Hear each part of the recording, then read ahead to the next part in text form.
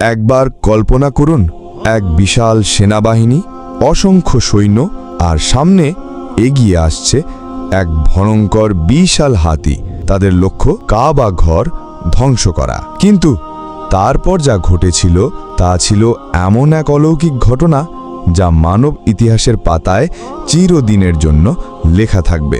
আজ আমরা জানব সেই অবিশ্বাস্য ঘটনা, আমুল ফিল বা হাতির বছরের কাহিনী।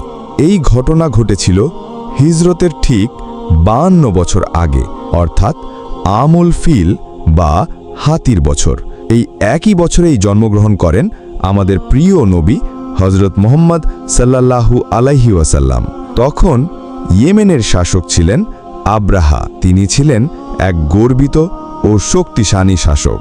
তিনি চেয়েছিলেন লোকেরা আর মক্কায় গিয়ে কাবা ঘর তাওয়াফ না করে বরং তার তৈরি করা গির্জায় গিয়ে উপাসনা করুক। কিন্তু মক্কার লোকেরা এ কাজ মোটেই মেনে নেয়নি।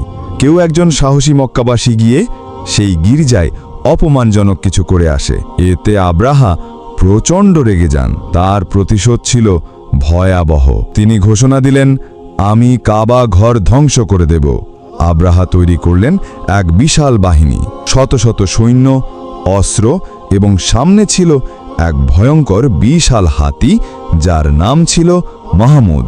পুরো বাহিনী মক্কার দিকে রওনা হয়। চারদিকে ছড়িয়ে পড়ে আতঙ্ক।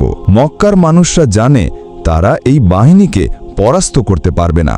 তারা চলে যায় পাহাড়ের দিকে আর কাবা ঘরকে সঁপে দেয় আল্লাহর হাতে। ঠিক যখন আব্রাহার বাহিনী কাবা ঘর ধ্বংস করতে যাবে, ঠিক তখন আল্লাহর পক্ষ থেকে আসে প্রতিশোধ। আকাশে দেখা দেয় ঝাঁকে ঝাঁকে পাখি, যাদের বলা হয় আবাবিল। প্রতিটি পাখির ঠোঁট ও পায়ের মাঝে ছিল ছোট ছোট পাথর, যা তারা নিক্ষেপ করছিল সেই হাতি বাহিনীর ওপর। কিন্তু পাথরগুলো সাধারণ ছিল না, পাথরগুলো ছিল আগুনের মতো জ্বলন্ত।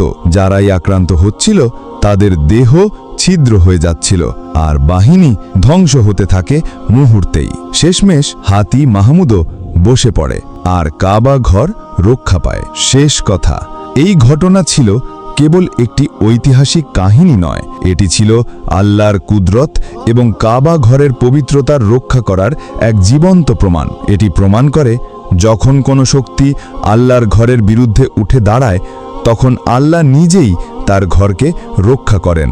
বন্ধুরা, আজও কাবা ঘর অক্ষত আছে কোটি মুসলমানের হৃদয়ের কেন্দ্রবিন্দু হিসেবে।